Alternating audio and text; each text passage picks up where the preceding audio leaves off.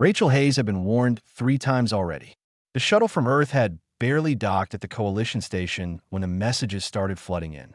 First from Commander Burke, then from the Earth ambassador, and finally from some panic coordinator whose name she didn't catch. All of them said the same thing. Do not touch anything that moves. She understood the concern.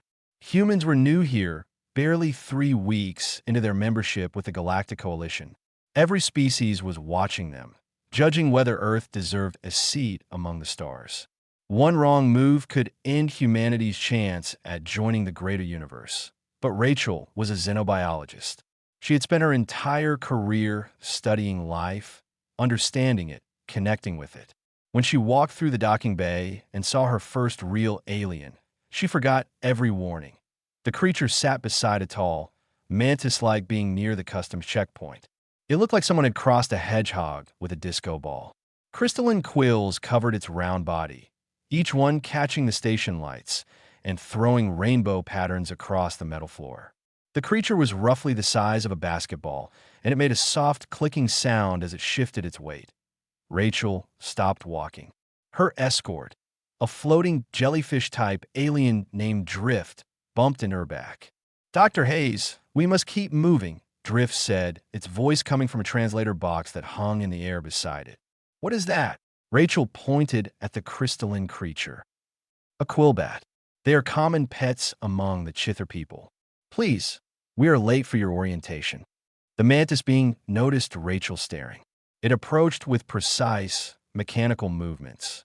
Up close, Rachel could see its exoskeleton was a deep green color, almost black in the shadows. Forearms folded against its thorax, and its triangular head tilted as it studied her. "You are the human scientist," the Chither said. Its voice clicked and buzzed, translated into English by the same kind of device Drift used. "I am Ambassador Trill. This is my quillbat, Sharp." Rachel couldn't help herself. She knelt down, bringing herself level with the quillbat. The creature's quills were beautiful up close, each one a perfect geometric crystal that hummed with faint energy. "May I pet him?" Rachel asked. The entire docking bay went quiet. Rachel didn't notice at first, too focused on the quillbat. But Drift made a strangled sound, and Ambassador Trill's 4 arms all jerked simultaneously. "Pet, you wish to touch Sharp?" Trill asked slowly, as if Rachel had suggested something insane. "If that's okay. I love animals, and I've never seen anything like him." "Dr. Hayes," Drift whispered urgently. "Quillbat quills are razor sharp. They can cut through metal. No one touches them. Ever." Rachel looked up at Ambassador Trill. The Chither seemed frozen, its compound eyes reflecting her image dozens of times. Around them, other aliens had stopped to watch. A group of tall, reptilian beings stood near a doorway, their scales gleaming under the lights. Several smaller creatures that looked like animated plants clustered together, whispering in a language the translator didn't bother converting. "The quillbat is unapproachable," Trill finally said. "This is their nature. I have cared for Sharp for 12 Earth years. In that time, I have provided food, cleaned its habitat, and ensured its health. I have never once touched it. My father cared for Sharp before me. He never touched it. This goes back 600 generations of my family." Rachel looked back at Sharp. The quillbat had gone very still. Its clicking had stopped. Rachel had worked with enough animals on Earth to recognize the body language. Sharp was curious, not aggressive. Those quills were positioned in a neutral pattern, not raised in warning. "Sometimes," Rachel said softly, "animals act mean because people expect them to be mean. May I try? I'll be careful." Trill didn't respond for a long moment. Then, very slowly, it gestured with one arm. Permission, Rachel hoped. She extended her hand, moving slowly.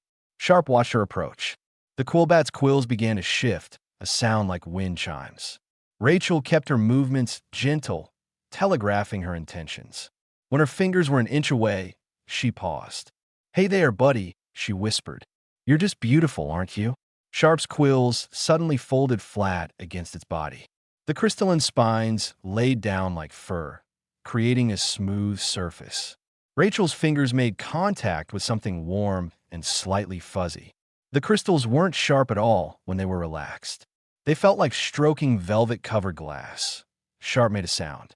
Not a click this time, but a deep, resonant purr that vibrated through Rachel's hand. The quill bat rolled onto its back, exposing a softer belly where the quills were smaller and more delicate. Rachel laughed, a pure sound of joy, and gently scratched the offered belly. Sharp's purring grew louder. Behind her, someone dropped something metal. The clang echoed through the bay. Impossible, Trill breathed. The translator made the word sound like a prayer. This is impossible. Rachel looked up, still petting Sharp. Why? He's a sweetheart. 600 generations, Trill repeated. 600 generations of my people have kept quillbats. We consider them sacred, untouchable. Our literature speaks of the ancient Chither who try to bond with them. All failures. And you just more alien to gather now. The docking bay was filling with curious onlookers. Rachel saw species she couldn't even begin to identify. Some had too many limbs, others had none. Some floated, some stood on legs that bent the wrong way. All of them stared at her with expressions she couldn't read. Commander Burke appeared through the crowd, his face red. Dr. Hayes, what are you doing? Making a friend, Rachel said simply. Sharp rolled back over and pressed against her knee, purring like a diesel engine. One of the reptilian aliens stepped forward. It was massive, easily 8 feet tall, with scales that looked like armor plating. A badge on its chest marked it as station security. Human, the reptilian said, its voice a deep rumble. Do you understand what you have done? Rachel stood, brushing dust off her pants. Sharp remained at her feet, clicking happily. I pet a nice animal. You have violated 6 centuries of Chither understanding. The security officer looked at Ambassador Trill. The council will want to know about this immediately. Trill nodded slowly, never taking its eyes off Sharp. Yes, they will. Rachel felt the first flutter of worry in her stomach. Am I in trouble? Trouble. Drift floated closer. Dr. Hayes, you have either proven yourself a miracle worker or a dangerous fool. The council will decide which. Cool me. They are calling an emergency session. As security officers formed up around her, Rachel cast one last look at Sharp. The quillbat watched her with what she swore was affection. She wiggled her fingers in a wave that Sharp's purr followed her all the way out of the docking bay. The council chamber looked like someone had designed it for giants. Rachel stood in the center of a circular floor, surrounded by rising tiers of seats where representatives from 24 species watched her with unblinking attention. The ceiling curved high above, displaying a holographic image of the galaxy slowly rotating. She had been standing here for 20 minutes while the council reviewed what they called incident reports. Each report detailed something a human had done in the 3 days since Earth's delegation arrived. Rachel was starting to understand why the emergency session had been called. Incident Report 7 announced a voice from the speakers. The speaker was a blob of what looked like living moss sitting in one of the higher seats. Elder Moss, they had called it. Human-designated Owen Burke was observed providing unauthorized nutrition to security fauna in Sector 9. A screen materialized in the air, showing security footage. Commander Burke, still in his formal Earth military uniform, was kneeling beside one of the massive guard beasts that patrolled the station. The creature looked like a hairless bear crossed with a lizard, with teeth longer than Rachel's hand. Burke was feeding it something from his pocket and scratching behind its ears. The beast's tail wagged. The security fauna are trained to be aggressive to all personnel, explained the security chief, the same reptilian alien from the docking bay. His name was Counselor Bryn. They do not wag. They do not accept food from strangers. Yet this human had 3 of them following him like puppies. Burke offered helpfully from where he stood beside Rachel. He had been brought in 15 minutes ago. That's the word you're looking for, Counselor. They were acting like puppies. What is a puppy? Asked a Chither counselor. Young dog. A pet from Earth.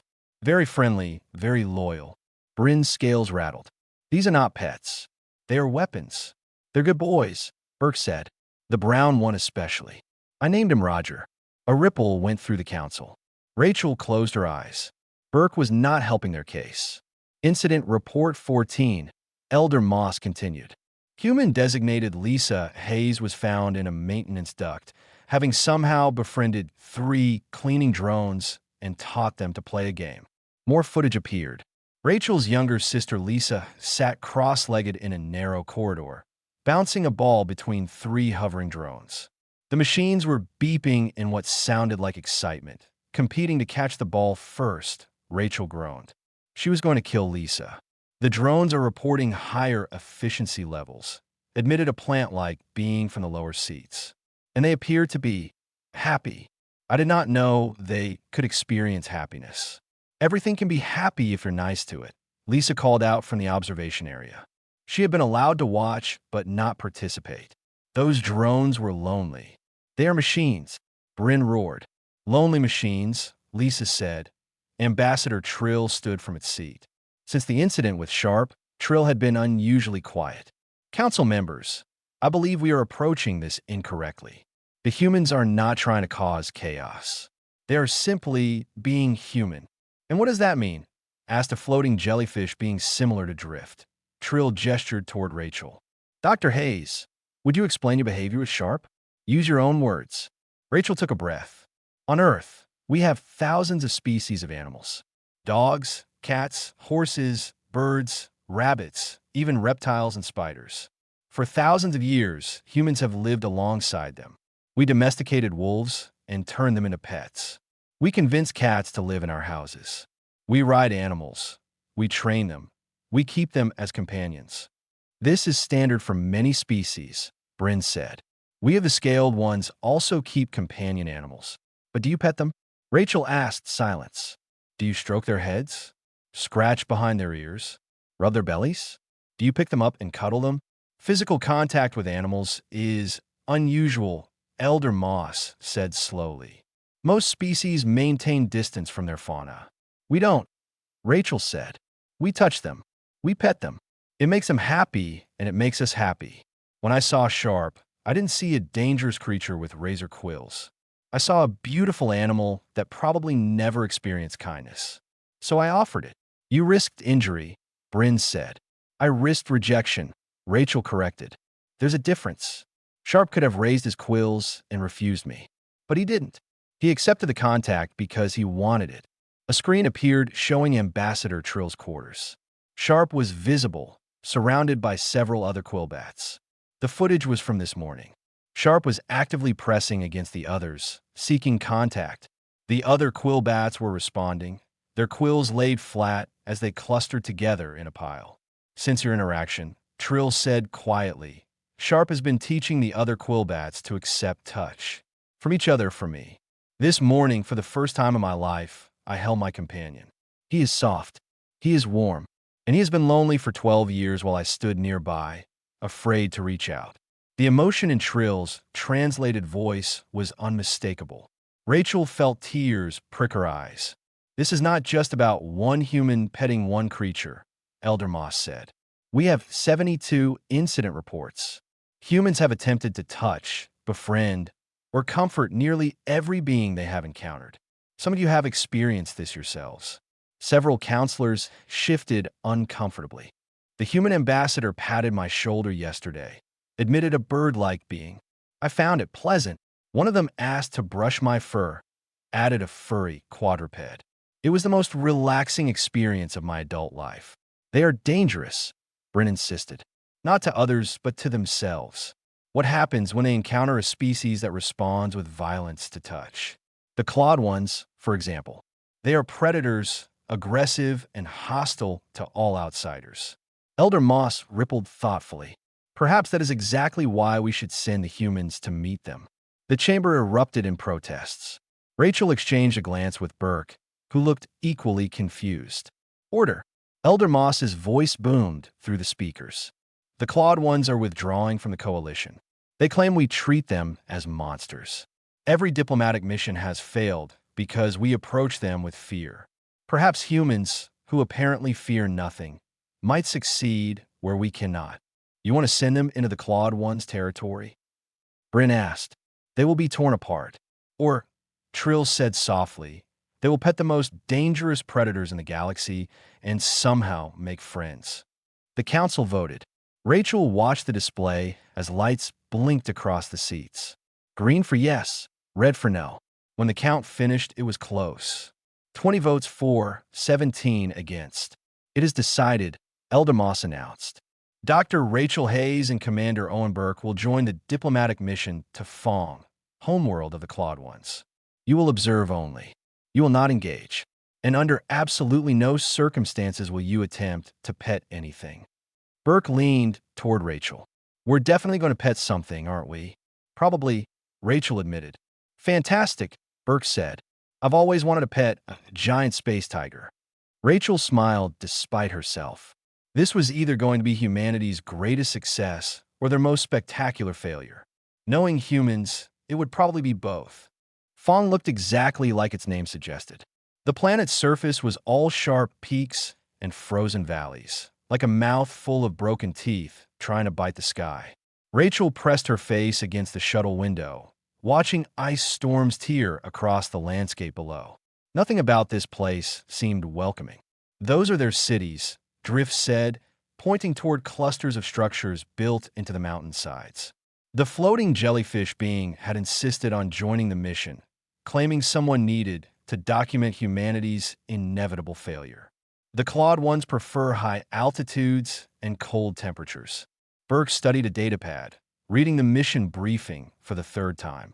Says here, they're 7 feet tall on average, with retractable claws, enhanced strength, and a strong pack mentality. Natural hunters. Natural killers, Bryn corrected. The security chief had also joined them, along with Ambassador Trill and 2 other coalition diplomats Rachel hadn't spoken to yet. They have killed more coalition personnel than any other member species.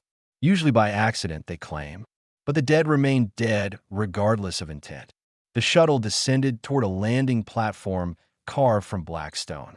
As they got closer, Rachel saw figures waiting for them. Large figures, covered in fur that ranged from white to gray to deep black. They moved with a predator's grace, all coiled muscle and controlled power. The shuttle landed with a gentle thud. The boarding ramp extended. Bryn stood first, his scales arranged in what Rachel had learned was a formal pattern. Stay behind me. Do not make eye contact. Do not show teeth. Do not reach for them. Got it, Burke said. The exact opposite of how to make friends with literally anything. Rachel followed Bryn down the ramp. The cold hit her immediately, bitter wind that cut through her jacket. She pulled her collar up and studied their welcoming committee. .6 Clawed Ones waited at the base of the ramp. The largest stood in front, a massive being with dark gray, fur marked with old scars. He wore minimal clothing, just a harness that held various tools and what looked like ceremonial tokens. His eyes were golden and sharp, tracking each member of the diplomatic party as they descended. I'm Stryker, the big Clawed One said. His voice was a deep rumble, like rocks grinding together. The translator rendered it into flat English. I speak for the Clawed Ones in these matters. You're the coalition diplomats come to beg us to stay. Bryn's scales rattled in irritation, but he kept his voice neutral. We come to discuss concerns and find mutual understanding. You come because you need our warriors, Stryker said, and you fear what we will do if we leave your coalition. The 2 groups stared at each other. Rachel noticed something the briefing hadn't mentioned. Stryker was standing oddly, keeping his weight off his left rear leg. Every few seconds, he shifted slightly, trying to hide discomfort. He was hurt that Rachel's instincts kicked in before her brain caught up. She stepped around Bryn and walked directly toward Stryker. Dr. Hayes, Bryn hissed. Stop. She ignored him. Stryker watched her approach with an expression she couldn't read. His ears had flattened against his skull. Around him, the other Clawed Ones tensed, their hands flexing. Claws emerged from their fingers, 4-inch curved blades that caught the weak sunlight. Rachel stopped 3 feet away and met Stryker's eyes. You're hurt. Your left leg. Stryker's lips pulled back, showing teeth designed to tear meat. That is not your concern, small thing. You're favoring it, keeping weight off it. And I can see blood on your fur right there. She pointed at his hip. It's fresh. This happened recently. 2 days ago, Stryker admitted. A disagreement with a mountain razor. The beast learned its lesson. Did you clean the wound? It will heal. Not if it gets infected. Rachel looked back at Burke. Medical kit. Now. Burke jogged back up the ramp. Bryn looked like he wanted to grab Rachel and drag her to safety, but Trill placed an arm on his shoulder, stopping him. Stryker tilted his head. You wish to treat my wound, if you'll let me. I'm a doctor. Well, a xenobiologist, but I have medical training, and I really don't like seeing animals in pain. Something flickered in Stryker's eyes. Animal. Rachel realized her mistake too late. I just meant any living being. On Earth, we use animal to mean something precious, something worth protecting. It's not an insult. Show me your teeth, Stryker commanded. Rachel smiled, showing her flat human teeth. Stryker leaned down, bringing his face close to hers. His breath smelled like meat and something spicy. You are prey. Small, weak, with no natural weapons. Yet you approach a predator without fear and offer care. Why? Because you're hurt. That's reason enough. Burke returned with the medical kit. Rachel opened it and pulled out a scanner, antiseptic, and wound sealant. She looked up at Stryker. I need to see the injury. Can you sit? For a long moment, Stryker didn't move. The wind howled across the landing platform. His packmates watched with tense silence. Then, slowly, Stryker sat. The movement was controlled, but Rachel saw him wince as his weight shifted. May I touch you? She asked. You asked permission, Stryker said. It wasn't a question, just an observation. Always. Especially for something like this. Stryker gestured with one massive hand. Permission granted. Rachel knelt beside him, aware that she was now within easy reach of claws and teeth. She gently moved fur aside, exposing the wound. It was deep, a jagged tear about 6 inches long across his hip. The edges were inflamed, and when she ran the scanner over it, the device beeped warnings about infection. This is bad, she said softly. There's something in there. The scanner's picking up foreign material.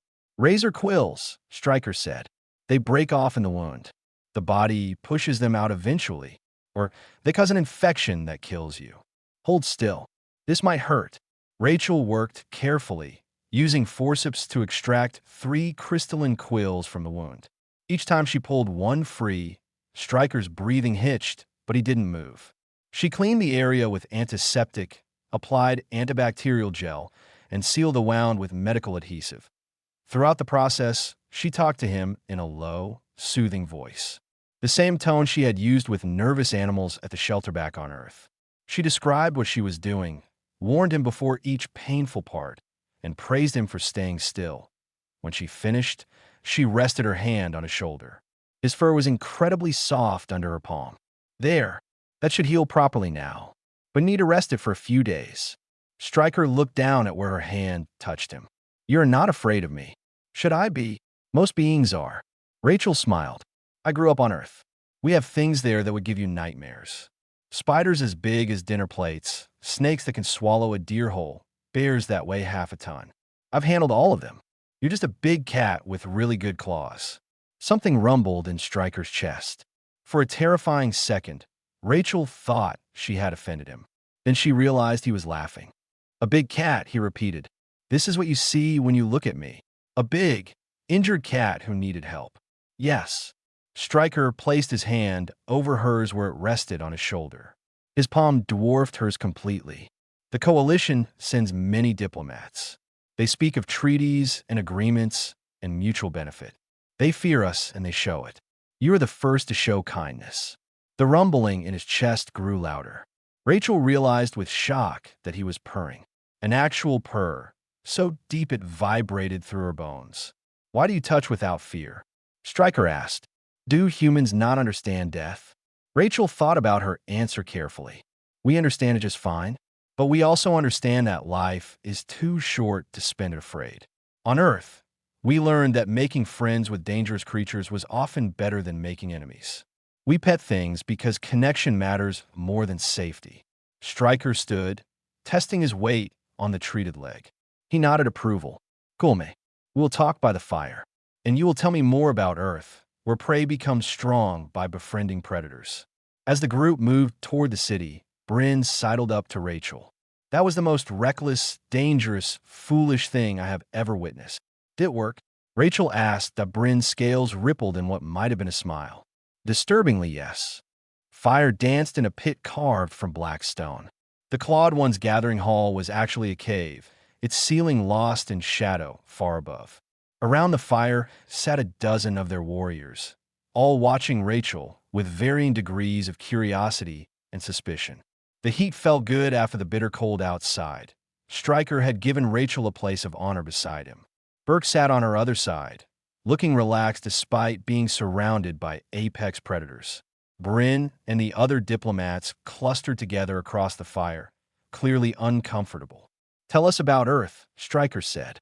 He had been moving better since Rachel treated his wound, though he still favored the leg slightly. "You say your people befriend predators. Explain this." Rachel wrapped her hands around a cup of something hot that one of the Clawed Ones had given her. It tasted like spiced meat broth. Humans aren't the strongest or fastest species on Earth. We're not the biggest or the most dangerous. But we survived because we were smart enough to make allies. Allies among prey animals, one of the other Clawed Ones said. He was younger than Stryker, with lighter fur. "This makes sense. You use them for food and labor." "Sometimes," Rachel admitted. "But we also befriended predators. Our closest companion species is the dog, and dogs descended from wolves. Wolves are pack hunters, smart and deadly. But thousands of years ago, some wolves started hanging around human camps. They ate our scraps. They warned us when danger approached. Slowly, we became partners." "You tamed them," Stryker said. "No, we befriended them. There's a difference. Dogs aren't slaves or tools. They're family. We feed them, care for them, give them warm places to sleep. In return, they give us loyalty, protection, and love." Burr pulled out his phone, scrolling through photos. He held it up, showing an image of a golden retriever lying on a couch with a small child asleep on its back. "That's my brother's dog, Bailey. She weighs 70 pounds and could absolutely hurt someone if she wanted to. But she lets toddlers use her as a pillow." The Clawed Ones leaned forward, studying the image. Several made soft clicking sounds, their version of interest. "We also befriended cats," Rachel continued. "They're smaller predators, but perfect hunters. They kill pests and ask for very little in return. Just food, a warm spot to sleep, and attention when they want it." "Attention," Stryker repeated. "You mean physical contact?" "Yes. Petting, stroking their fur, scratching behind their ears. Cats purr when they're happy, just like you did earlier." Stryker's ears flicked forward in what might have been embarrassment. "I did not purr." "You absolutely did," Burke said, grinning. "It was adorable." One of the other Clawed Ones, a female with striking white fur, moved closer. "I am Frost. I wish to understand something. You touch these animals not for practical purposes, but for emotional satisfaction." "Both," Rachel said. "Touch releases chemicals in the brain that make us feel good. It reduces stress, lowers blood pressure, makes us happier. When we pet an animal and it responds positively, both of us benefit. It's biology and emotion working together."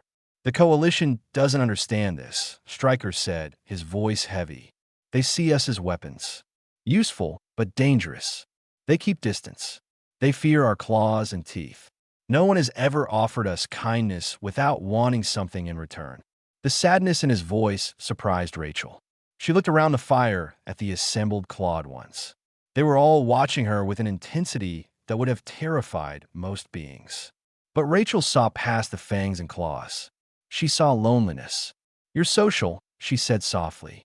"You need connection just like humans do. But no one will touch you. No one will show you affection. They're too afraid." "We are feared everywhere we go," Frost said. "Cubs from other species see us and hide. Adults avoid us. We try to be gentle, but we are large and strong. Things break. People get hurt. Always accidents, but the damage is the same." A younger Clawed One spoke up. He looked barely adult, gangly in the way of teenagers everywhere. "Is it true humans have young that are fragile? Small and weak like prey?" "Very fragile," Burke said. "Human babies are helpless for years. They can't walk, can't feed themselves, can't survive alone. Yet you allow dogs near them," the young one said. "Large predators with teeth. Because dogs know to be gentle, Rachel explained. We teach them, and more importantly, they want to protect our young. There are millions of stories of dogs saving children from danger. They understand that small things need care. Stryker stood, his movement drawing everyone's attention. You're saying we're not so different. Claude ones value our cubs above all else. We are protective, social, pack-oriented. Yet the Coalition treats us as monsters. They're afraid, Rachel said simply. And fear makes people stupid. They see your claws and forget to look for your heart. The young Claude one moved closer to Rachel. He sat down beside her, much closer than the other diplomats would have dared. My name is Pounce.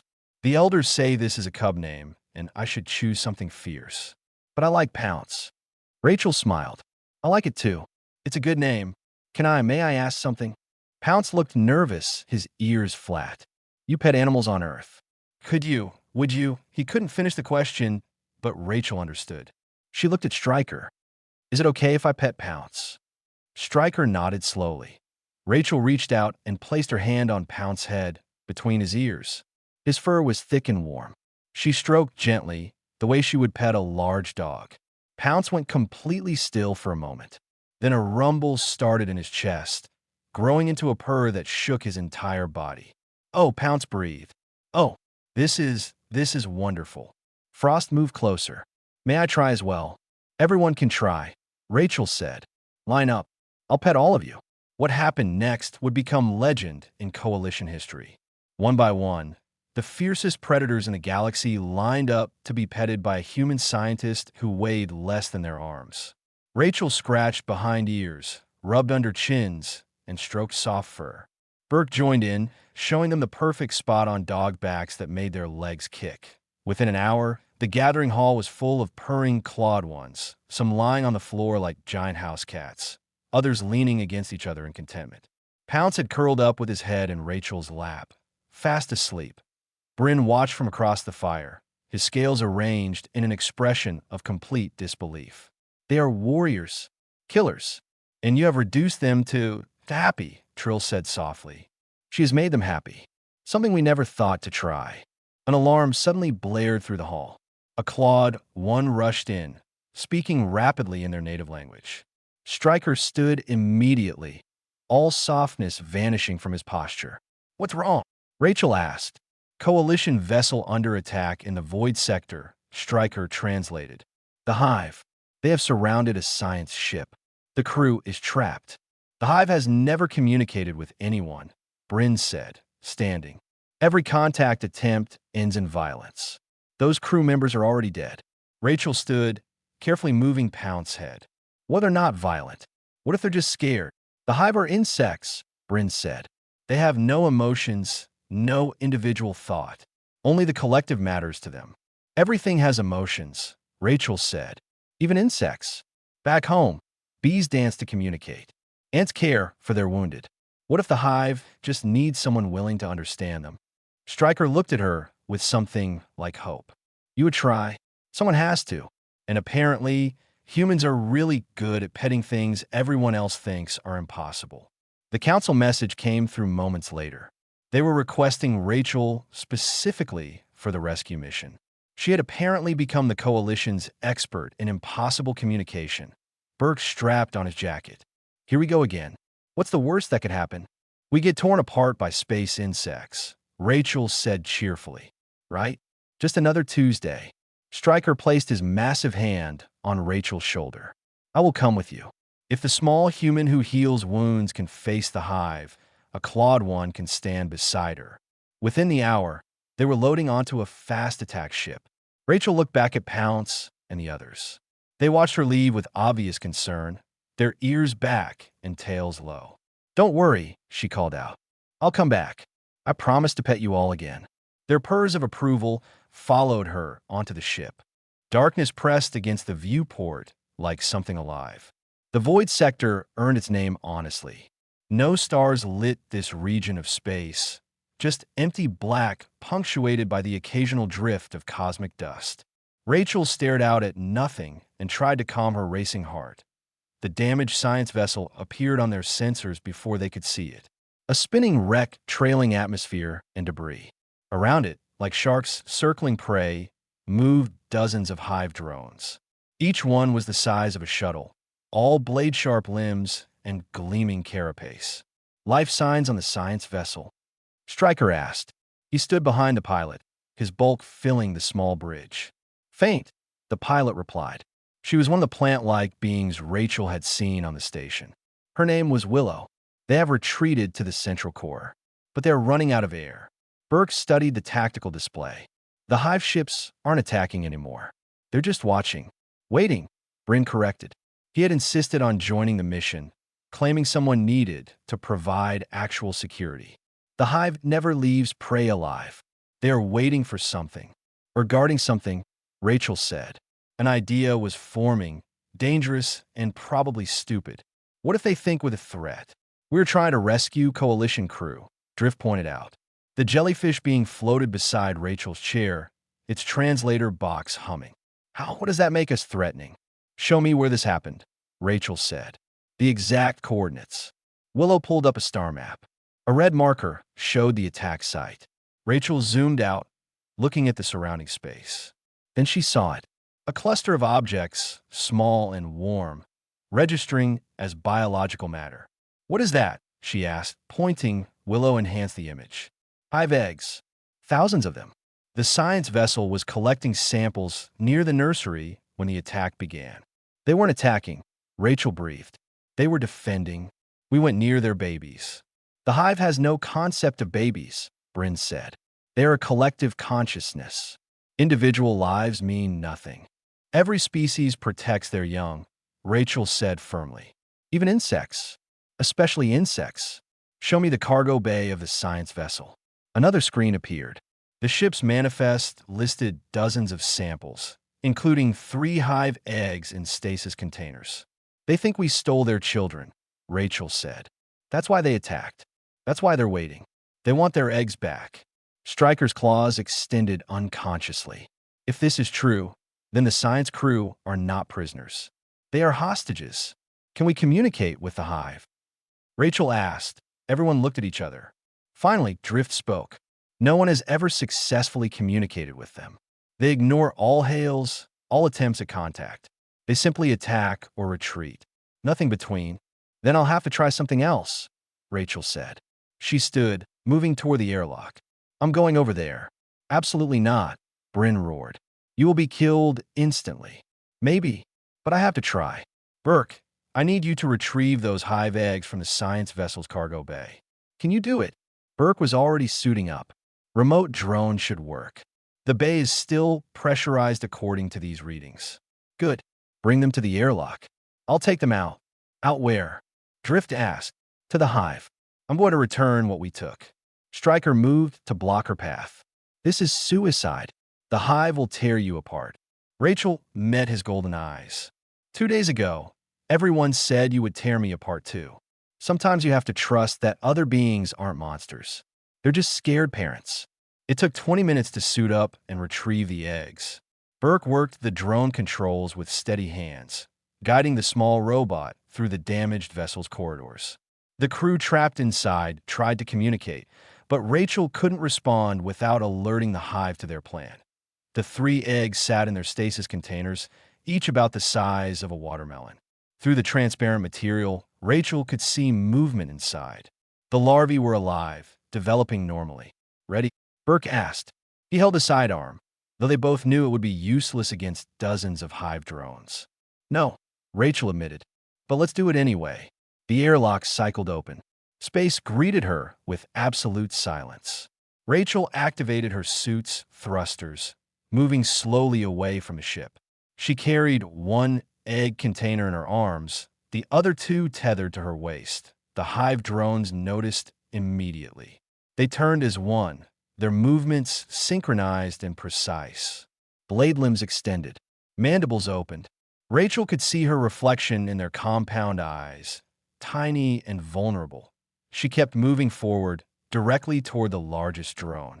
It hung in space like a nightmare sculpture, all sharp angles and alien geometry.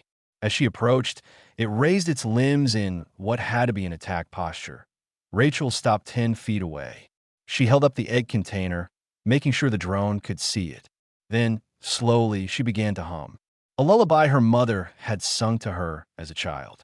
The vibration carried through her suit, transmitted through the container to the egg inside. The drone went completely still. Rachel kept humming, kept holding the egg out. She tried to project every ounce of peaceful intention she possessed. I'm not a threat. I'm returning what was taken. Please understand. The drone moved closer. Its blade limb reached out, and Rachel's heart hammered so hard she thought it might burst. The blade touched the container. Then, gently, impossibly gently, the drone took the egg from her. Rachel released the other two containers, letting them float free. The drone gathered them carefully, cradling all three against its body.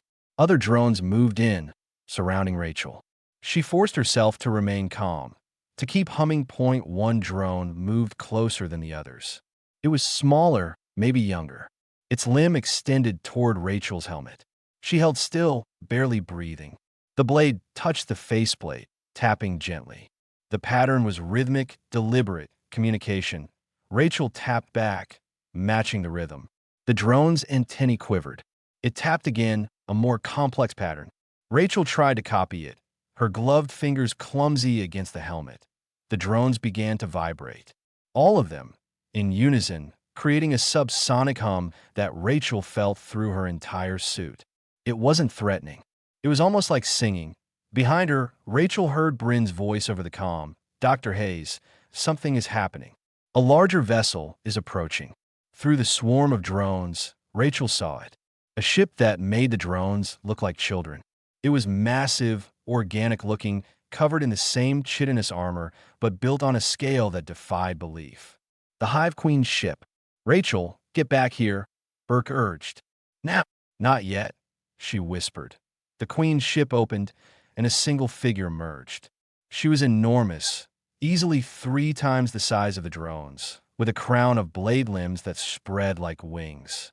She moved through space with impossible grace, her body glowing faintly with bioluminescence. The Queen approached Rachel directly.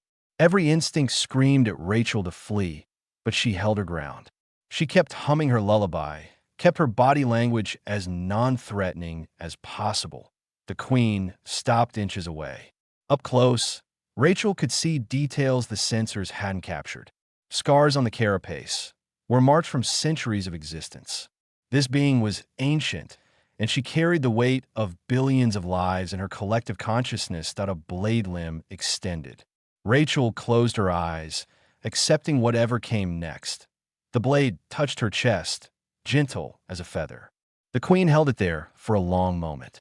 Then she began to vibrate, a frequency that resonated through Rachel's suit and bones. It wasn't words, but somehow Rachel understood. Gratitude, sorrow for the misunderstanding, recognition of Rachel's courage, and something else, something that felt like an invitation. The Queen withdrew. The drones parted, creating a clear path back to Rachel's ship. The science vessel's bay doors opened, releasing the crew in emergency escape pods. The Hive was letting them go. Rachel turned to leave, then paused. She reached up and placed her gloved hand against her helmet, over her heart. The Queen mimicked the gesture, her blade limb crossing her thorax, a salute. An acknowledgement between two beings who had chosen understanding over fear. Rachel made it back to the ship in a daze. As soon as the airlock sealed, she collapsed, adrenaline draining away. Burke caught her, holding her steady. You did it, he said, wonder in his voice. You actually did it. Stryker helped her to a chair. The Queen marked you. That glow on your suit, that is a Hive marker. You are recognized as friend to the collective. They were just protecting their children, Rachel said softly. Like any parent would. The Council will want a full report, Drift said. You have achieved what no one else could. First contact with the Hive. Rachel looked out the viewport. The Queen's ship was retreating, carrying her rescued eggs home. The drones followed, their formation protective and orderly. They're not monsters, Rachel said. None of them are. Not the Hive, not the clawed ones, not even those security beasts Burke keeps petting. They're just different kinds of life, trying to survive and protect what they love. You have changed everything. Stryker said quietly. The galaxy will never be the same. 6 months passed like a dream Rachel wasn't sure she wanted to wake from. Coalition Station Harmony had transformed into something she barely recognized. Where once the corridors had been quiet and orderly, now they rang with laughter and unexpected friendships.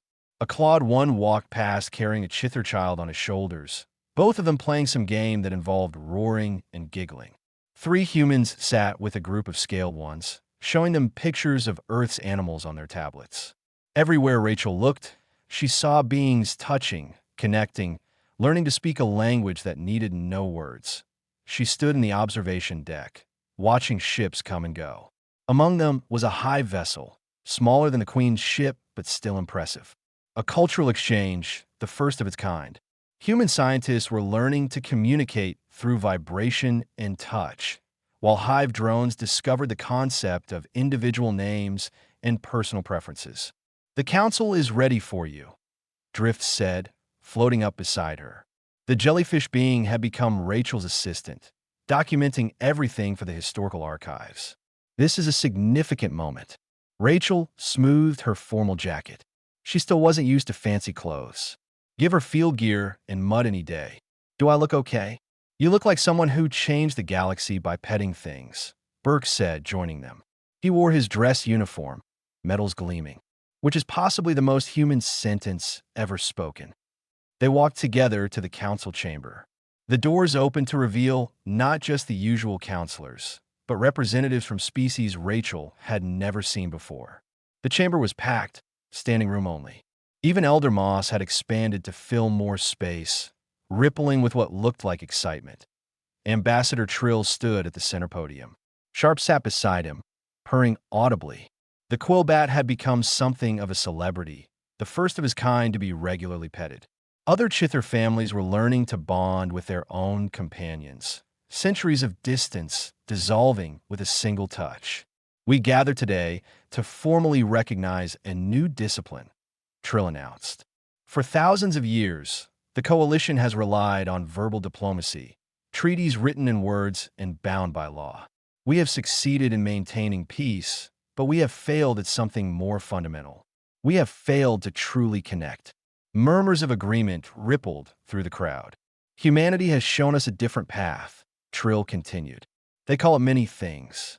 Empathy, compassion, understanding. But at its core, it is the simple act of reaching across the gap between beings and saying, through touch and presence, I see you. You matter.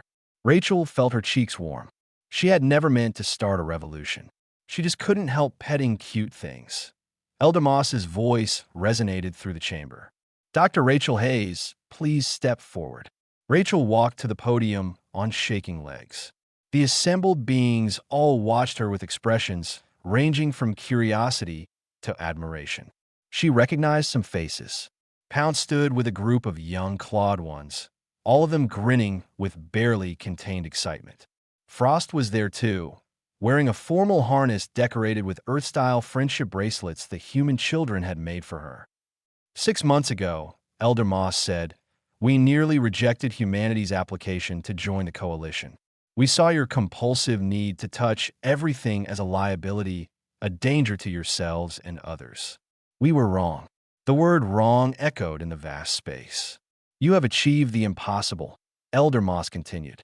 You befriended the Claude Ones, a species we had written off as too dangerous to truly integrate.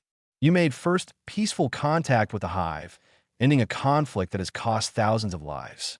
You have taught our companion animals that touch is love, our security beasts that gentleness and strength can coexist, and our children that different does not mean scary. Rachel swallowed hard, fighting tears. Therefore, Elder Moss announced, the Coalition hereby establishes the Department of Interspecies Relations, dedicated to teaching all member species the principles of contact diplomacy. Dr. Rachel Hayes, you are appointed as its first director. The chamber erupted in applause. Well, those species that had hands applauded. Others hummed, clicked, chimed, or glowed in approval. The Claude Ones roared, a sound that shook the walls and made Rachel's heart soar.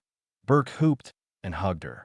Stryker pushed through the crowd, Pounce and Frost right behind him. They surrounded her in a group embrace that would have terrified most beings.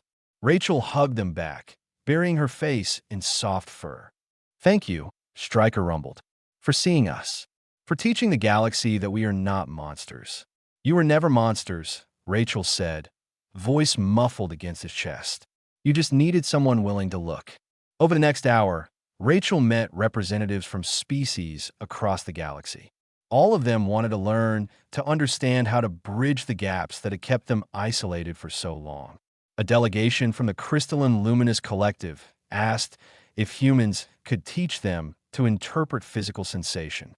They had never experienced touch before, existing as pure energy in containment fields. Now they wanted to know what a hug felt like. Burke took Rachel's arm as the crowd began to disperse. "Lisa wants to start a program teaching other species about Earth animals. Therapy dogs, emotional support cats, the whole thing. Apparently, half the station is requesting pets now." Rachel laughed. "Of course they are. Everyone wants something to pet once they realize it's an option." The Hive Queen sent a message. Drift informed her, displaying a hologram. Complex patterns of light and vibration that Rachel had learned to interpret with help from the Hive drones. She wishes to establish permanent cultural exchange. Human teachers would live with the Hive, learning their ways, while Hive drones would study on coalition stations. "Tell her yes," Rachel said immediately. "Tell her we would be honored." Ambassador Trill approached, Sharp trotting beside him. The Quillbat immediately pressed against Rachel's leg, demanding attention. She knelt and scratched his favorite spot behind his quills.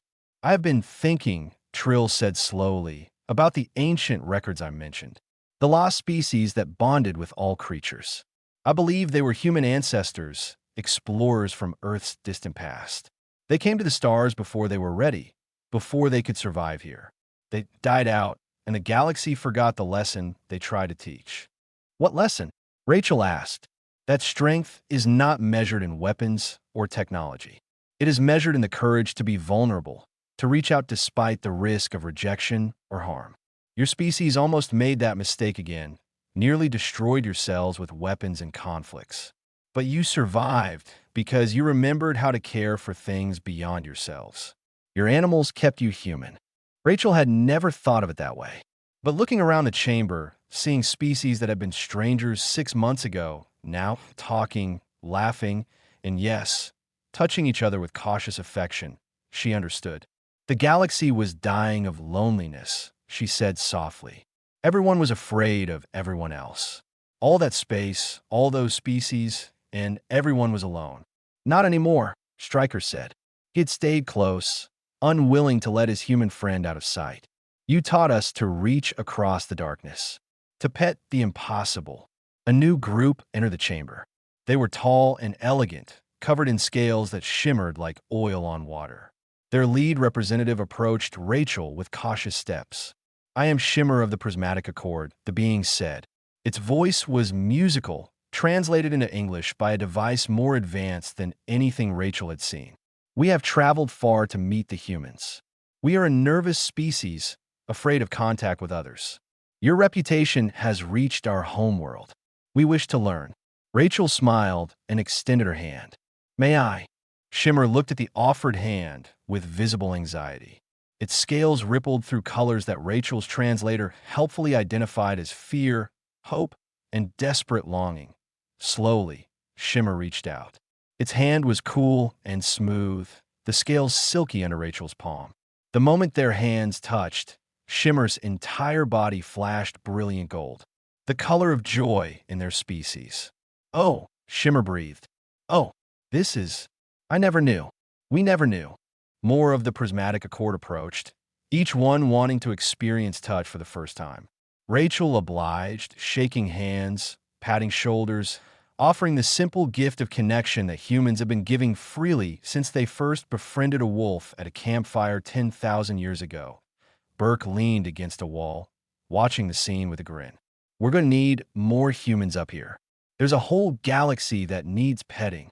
"I'll put in the request," Rachel said, shaking another hand, accepting a hug from a being made of living crystal, scratching behind the ears of a creature that looked like a six-legged otter. Earth has 8 billion people who love animals. I think we could spare a few million to teach the galaxy how to be friends. Elder Moss rippled with what Rachel had learned to recognize as laughter. A few million humans, unleashed on an unsuspecting galaxy. What could possibly go wrong? Everything, Rachel said cheerfully, but in the best possible way. That evening, Rachel stood again at the observation deck. Ships came and went, carrying the first wave of human contact diplomats to worlds across the coalition. Each ship held teachers, animal handlers, therapists, and regular people who just happened to be really good at making friends. Stryker joined her, Pounce and Frost flanking him. The three-clawed ones had become her unofficial bodyguards, though they were more like family now. They stood in comfortable silence, watching the stars. "Do you ever regret it?" Pounce asked. He had grown bolder over the months, more willing to ask questions. "Leaving Earth? You're home." Rachel thought about it. "Sometimes. I miss the rain, the smell of grass, my cat, though my sister is taking good care of him. But then I think about all of this." She gestured at the station, the ships, the vast universe beyond. All these beings who were lonely and didn't have to be. All these connections that happened because someone was willing to reach out. "No, I don't regret it. The galaxy is less lonely," Frost said softly, "because you could not stop yourself from petting a quillbat." Rachel laughed. "That should not be how history works, but apparently it is." Sharp appeared, having wandered away from Trill. The quillbat rubbed against Rachel's leg. She picked him up, cradling him like a baby. He purred, content and safe. "You know what the best part is?" Rachel said, scratching Sharp's belly. "This is just the beginning. There are millions of species out there we haven't met yet. Beings who think they have to be alone because they're different or dangerous or misunderstood. And now we get to show them that different is just another word for friend we haven't made yet." Burke's voice came over her communicator. "Rachel, we have first contact with a new species. They're nervous, won't come near the station. Council is asking if you can help." Rachel handed Sharp to Pounce. "What do they look like?" "Big. Tentacles. Possibly venomous. Definitely cranky." "Perfect," Rachel said, already heading for the hangar. "I love a challenge." Stryker and the others followed. They always did.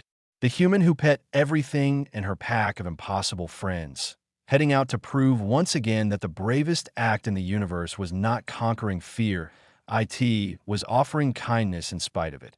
And somewhere in the dark between stars, the galaxy became a little less lonely, one gentle touch at a time.